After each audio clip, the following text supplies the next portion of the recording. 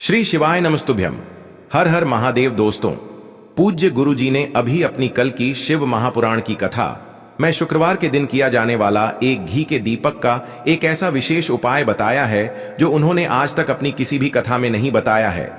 पूज्य गुरु जी ने कहा कि जब आपके हाथ तंग चल रहे हो, जब रुपये पैसे कहीं से प्राप्त ही ना हो पा रहे हो, जीवन में चारों तरफ से सिर्फ और सिर्फ परेशानियां आ गई हो, उनसे बाहर निकलने का कोई रास्ता ना दिखाई दे रहा हो, तो 18 अप्रैल 2025 शुक्रवार के दिन कर लेना। एक दीपक वाला यह उपाय होगी। हर मनोकामना पूरी मिलेगी, सभी दोषों से मुक्ति। इतना धन आएगा कि संभाले नहीं संभलेगा। माता लक्ष्मी जी और महादेव जी के आशीर्वाद से पूरे साल धन बरसता रहेगा। दोस्तों, जैसा कि आप सभी लोग जानते हैं कि 18 अप्रैल 2025 यानी शुक्रवार को पड़ रही है वैशाख महीने की षष्ठी तिथि। और दोस्तों, यह वह तिथि है जो वैशाख महीने में पड़ने वाली सबसे बड़ी और वैशाख महीने की पहली षष्ठी तिथि है, क्योंकि यह शुक्रवार के दिन पड़ रही है और हमारे हिंदू धर्म में इसका बहुत ही बड़ा और विशेष महत्व होता है। पूज्य गुरु जी ने कहा है कि अगर कभी भी मौका लग जाए और वैशाख महीने की षष्ठी तिथि शुक्रवार को पड़ जाए तो आप लोगों को सिर्फ और सिर्फ एक दीपक वाला उपाय तो अवश्य ही करना चाहिए, क्योंकि इन दोनों तिथियों का संयोग बहुत ही कम आता है। इसी के साथ दोस्तों, गुरु जी ने कहा है कि जब भी वैशाख महीने की षष्ठी तिथि पड़े तो आप लोगों को सिर्फ और सिर्फ एक दीपक वाला उपाय तो अवश्य करना चाहिए। यह उपाय इतना खास है कि अगर आपने सही मुहूर्त पर सही क्रिया अनुसार एक दीपक वाला उपाय कर लिया, जो प्राचीन काल के समय का महा उपाय है, तो मान के चलिए दोस्तों, महादेव जी के आशीर्वाद से आपके जीवन का कितना ही बड़ा दुख हो, उससे आपको मुक्ति मिल जाएगी। आपकी कोई भी मनोकामना हो, मान लीजिए आप नौकरी की तैयारी कर रहे थे तो आपकी नौकरी लग जाएगी, आपका बंद पड़ा व्यापार चल पड़ेगा। और दोस्तों, आप जिस बीमारी से आप बहुत दिनों से परेशान थे, उस बीमारी से आपको मुक्ति मिल जाएगी। आपके जीवन में धन आना शुरू हो जाएगा। आपके जीवन में धन आने के नए नए रास्ते खुल जाएंगे। और मान के चलिए दोस्तों, फिर आपको किसी भी प्रकार की परेशानी का सामना नहीं करना पड़ेगा। इसीलिए दोस्तों, 18 अप्रैल शुक्रवार के दिन आप लोगों को इस वाले उपाय को जरूर कर लेना है। भले ही आपने पूरे साल भर इस उपाय को ना किया हो, पर अगर आपने इस वैशाख महीने में पड़ने वाली षष्ठी के दिन अगर इस वाले उपाय को कर लिया, तो आपको इस उपाय को करने का वह फल मिलेगा जिसकी आपने कभी कल्पना भी नहीं करी होगी। इसीलिए आप लोग इस दीपक वाले उपाय को एक बार जरूर कर लेना, ताकि आप लोगों के हाथ से यह मौका न जा सके और आपको इस उपाय को करने का फल मिल सके। दोस्तों, यह उपाय पंडित जी ने अपनी अभी की ही शिव महापुराण की कथा में बताया है। जो इस उपाय को आज हम आपको बहुत अच्छे से समझाने वाले हैं। इस वीडियो को देखने के बाद इस उपाय को समझने के लिए आपको कोई और वीडियो को देखने की जरूरत नहीं पड़ेगी। तो दोस्तों, इस उपाय को आपको कैसे करना है, कब करना है, कहां पर करना है, और उपाय को करते समय आपको किन किन गलतियों को नहीं करना है और आपको किन किन बातों का ध्यान रखना है, ये सारी जानकारी हम आपको इस वीडियो में देंगे। तो चलिए भक्तों, उपायों को शुरू करते हैं। अगर आप भी चाहते हैं कि महादेव जी का आशीर्वाद आप पर सदैव बना रहे, तो वीडियो को लाइक करें, चैनल को सब्सक्राइब करें और कमेंट बॉक्स में हर हर महादेव जरूर लिखें। और अपने फायदे के लिए, गरीबी दूर करने के लिए इस वीडियो को पूरा देख कर जाना। यदि आज आपने वीडियो को बीच बीच में से देखा, काट काट कर देखा, तो जीवन में आपको कभी सफलता हासिल भी नहीं होगी। देखिए दोस्तों, यह 18 अप्रैल शुक्रवार षष्ठी का दिन यह इतना खास होता है, इतना महत्वपूर्ण होता है। देखा गया है कभी कभी बड़े बड़े पूजा पाठ अनुष्ठान से जो मनोकामना पूर्ण नहीं होते, वह 18 अप्रैल शुक्रवार के दिन एक छोटे से उपाय करने से ही आपकी मनोकामना पूर्ण हो जाती है। अब हम समझते हैं इस वाले उपाय को हमें करना किस समय है। इस एक दीपक वाले उपाय को हमें वैशाख महीने के शुक्रवार के दिन करना किस समय है। तो देखिए, इस उपाय को करने का जो समय है वह सुबह का समय है और शाम का समय भी है। अब देखिए, यहां पर हम मुख्य रूप से सुबह का समय नहीं बोलेंगे, क्योंकि 18 अप्रैल शुक्रवार षष्ठी का दिन है और इस दिन प्रदोष काल के समय का बहुत महत्व होता है। बाकी अगर सुबह के समय भी करेंगे तो भी अच्छा होगा, उसमें कोई भी दिक्कत वाली बात नहीं है। तो चलिए जानते हैं इस विशेष उपाय के बारे में। लेकिन उससे पहले एक प्रार्थना, अगर आप इस चैनल पर नए हैं तो आप इस वीडियो को लाइक करें, चैनल को सब्सक्राइब करें और कमेंट बॉक्स में आप अपनी राशि या अपना नाम जरूर डाल दें, क्योंकि हम राशि से जुड़ा भाग्य भी बताते हैं और भाग्य में चल रही परेशानियों को दूर करने के लिए वह आसान से आसान उपाय भी बताते हैं। तो चलिए अब हम अपने सबसे पहले उपाय की बात कर लेते हैं। देखिए, हम सभी के घरों में माता तुलसी का पौधा अवश्य ही होता है। तो देखिए, हमें तुलसी जी के पौधे से सबसे पहले तो 3 पत्ते तोड़ने हैं। देखो, एकादशी वाले दिन आपको तुलसी के पत्ते नहीं तोड़ने हैं। तो देखिए, तुलसी जी के आपको 3 पत्ते तोड़ लेने हैं और इन तुलसी जी के पत्तों को तोड़ने के बाद आपको एक चुटकी हल्दी भी अपने साथ में लेनी है। हल्दी के अंदर आपको जल मिलाकर के पेस्ट के रूप में तैयार करना है और इसी के साथ में आपको एक दीपक भी लेना होगा। दीपक आप मिट्टी का भी ले सकते हैं, आटे का भी ले सकते हैं और इस दीपक में आपको शुद्ध घी डाल करके इसमें आपको लंबी रुई की बाती का प्रयोग करना है। देखिए दोस्तों, आपके पास है 3 तुलसी जी के पत्ते हैं। तो पहला जो तुलसी जी का पत्ता है उस पर आपको सबसे पहले तो जो आपने हल्दी ली है उसकी एक बिंदी लगानी है। और पहला जो तुलसी जी का पत्ता है, आपके घर में भगवान विष्णु का चाहे कोई सा भी स्वरूप हो, चाहे लड्डू गोपाल जी का स्वरूप हो या फिर भगवान कृष्ण की आपके मंदिर में प्रतिमा हो या फिर भगवान श्री राम की प्रतिमाएं, उनके सामने आपको पहला तुलसी जी का पत्ता अर्पित करना है। अब देखिए दोस्तों, आपके पास जो 2 तुलसी जी के पत्ते हैं और आपके पास जो एक दीपक है, इन्हें आपको लेकर के पहुंचना है अपने ही घर में तुलसी जी के पौधे के पास में। देखिए, सबसे पहले तो आपके पास जो 2 तुलसी जी के पत्ते हैं उन पर भी आपको हल्दी की एक बिंदी लगानी है और उन दोनों ही तुलसी जी के पत्तों को आपको अपने घर में तुलसी जी के पौधे के वहां पर ही अर्पित कर देने हैं। और इस प्रकार से यह दोनों पत्ते भी तुलसी जी के पौधे के पास में अर्पित करने के बाद अंत में जो आपके पास एक लंबी बाती का दीपक है, इसे आपको तुलसी जी के पौधे के पास में ही प्रज्वलित कर देना है।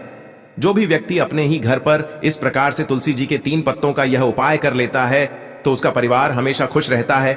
उसके परिवार में कभी भी कोई भी संकट उत्पन्न नहीं होता है और यदि आपके घर में जो भी गृह क्लेश है वह भी समाप्त होते हैं। तो इस प्रकार से यह सुंदर सा उपाय करना है। अब बात करते हैं अगले उपाय की। देखो, यदि आपके जीवन में आर्थिक संकट बहुत अधिक हो रहे हैं, धन की समस्या लगातार जीवन में बनी हुई है, एक रुपयों को प्राप्त करने के लिए आपको बहुत अधिक मेहनत कर रहे हैं, तो आज रात्रि में सोने से पहले आपको हो यह एक चमत्कारी दीपक का उपाय अवश्य करना है। या फिर यदि आपका जो व्यापार है, बिजनेस है, दुकान है, वह अच्छे से नहीं चल पा रही है, तो आज रात्रि में इस विशेष दीपक का उपाय आपको अवश्य करना चाहिए। देखो दोस्तों, दीपक हमारे घर में सभी नकारात्मक शक्ति को बाहर करता है। यह उपाय आपको साल में केवल एक बार करने का ही मौका मिलता है। देखिए, इस उपाय के लिए आपको तुलसी जी की जो सूखी लकड़ी होती है उसे ले लेना है। देखिए दोस्तों, यदि आपके पास पुरानी तुलसी जी की लकड़ी है तो उसे आप ले सकते हैं और यदि आपके घर में तुलसी जी जो लकड़ी है वह सूखी हुई है तो उसकी लकड़ी आप तोड़ करके इस्तेमाल कर सकते हैं। लेकिन आपको ध्यान रखना है कि सूर्यास्त से पहले पहले ही आपको यह जो तुलसी जी की लकड़ी है इससे अवश्य ही तोड़ लेना है। तो इस उपाय के लिए आपको सबसे पहले तो एक मिट्टी का दीपक लेना होगा, चाहे तो आटे का दीपक भी ले सके, क्योंकि आटे का दीपक सभी दीपक में सर्वोत्तम माना गया है। इस दीपक के अंदर आपको शुद्ध घी का प्रयोग करना होगा और इससे दीपक के अंदर आपने जो तुलसी जी की लकड़ी ली है उसे भी रख देना है। लेकिन ये जो तुलसी जी की लकड़ी है इसमें आपको चारों तरफ अच्छे से घी लगा लेना है। देखिए, गुरु जी ने बताया है कि जो तुलसी जी की लकड़ी है, यदि आप उपाय करते हैं और बहुत ही शीघ्रता से जल जाती है तो इसके लिए आपको एक कार्य करना है। आपको थोड़ी सी रुई ले लेनी है और उस रुई को आपने जो तुलसी जी की लकड़ी ली है उस पर अच्छे से चारों तरफ लपेट देनी है। तुलसी जी की लकड़ी के ऊपर रुई लपेटने के बाद इसे आपको पूरा घी के अंदर डुबो लेना है। अब इसे आपको बाती के रूप में प्रयोग करना है। अब दोस्तों, इस दीपक को आपको प्रज्वलित कहाँ करना है?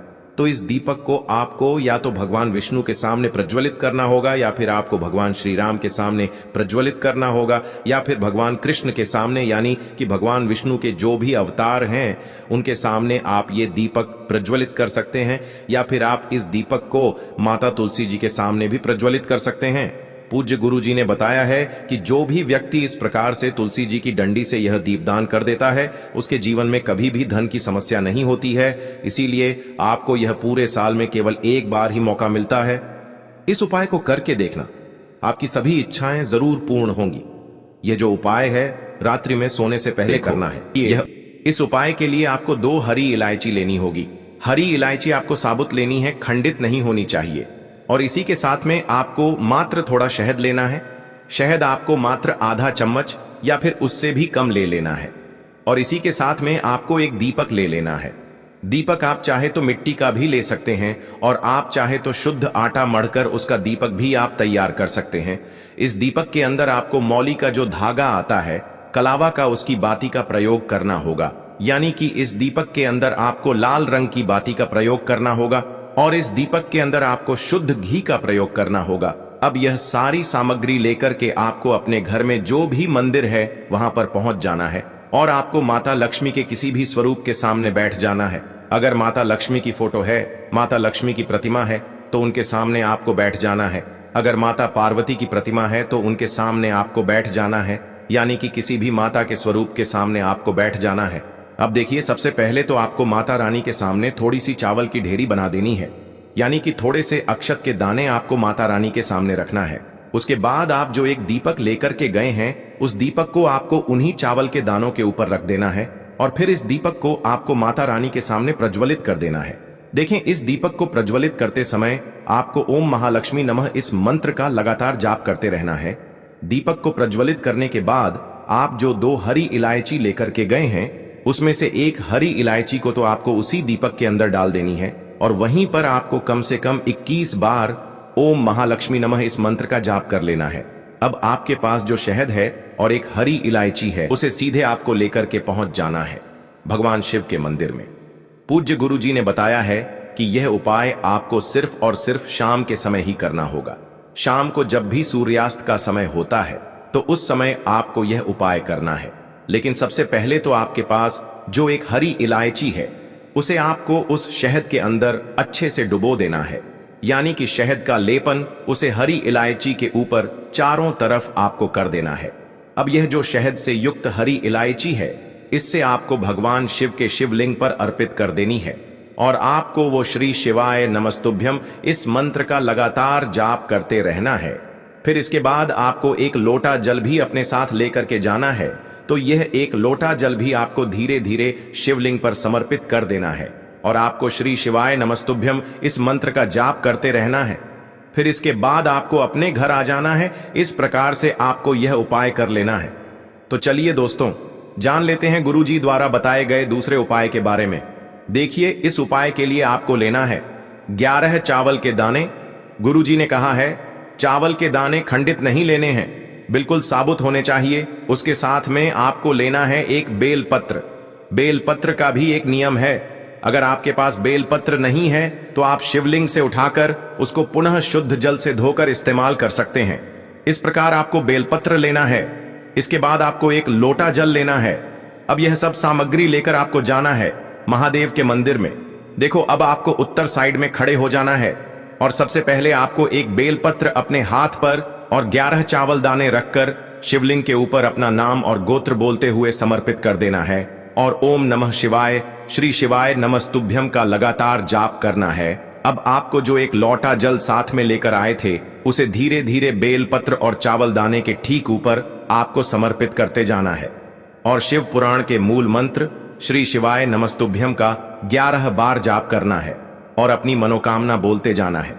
देखो, बस छोटा सा उपाय करना है, देखना एक दिन आपके सब काम बनने लग जाएंगे। गुरु जी का बहुत ही विशेष उपाय है।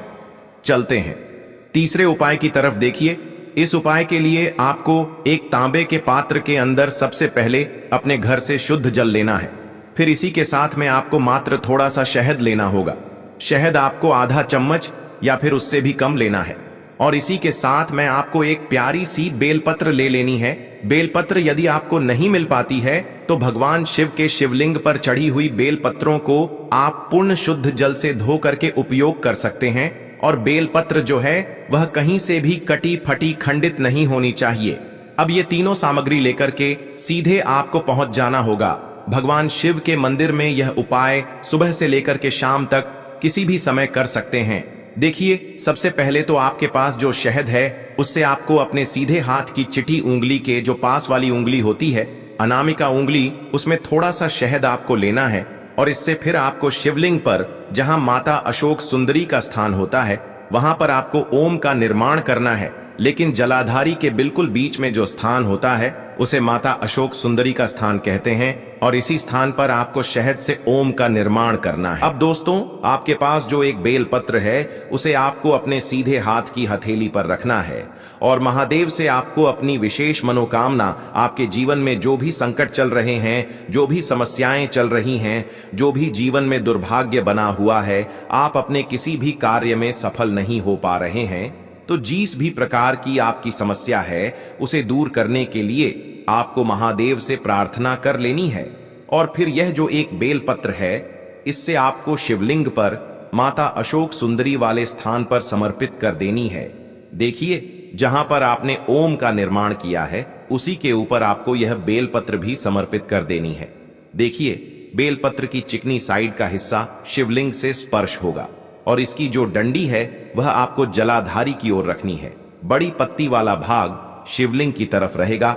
इसी प्रकार से आपको यह बेलपत्र समर्पित कर देनी है। अब दोस्तों, आपके पास जो एक जल का पात्र है उसमें से थोड़ा सा जल तो आपको बेलपत्र की जो आगे वाली पत्ती है उस पर आपको समर्पित करना है और आपको श्री शिवाय नमस्तुभ्यम इस मंत्र का जाप कर लेना है। फिर उस पात्र के अंदर जो जल बचेगा उसे पूरा आपको भगवान शिव के शिवलिंग पर धीरे धीरे समर्पित करते जाना है और लगातार आपको शिव महापुराण के मूल मंत्र श्री शिवाय नमस्तुभ्यम इस मंत्र का जाप करते रहना है। गुरु जी ने कहा है कि जल आपको इतने धीरे धीरे समर्पित करना है कि जल समर्पित करते हुए आप कम से कम 11 बार श्री शिवाय नमस्तुभ्यम या फिर ओम नमः शिवाय इस मंत्र का जाप कर सकें। फिर इसके बाद वापस आपको अपने घर आ जाना है।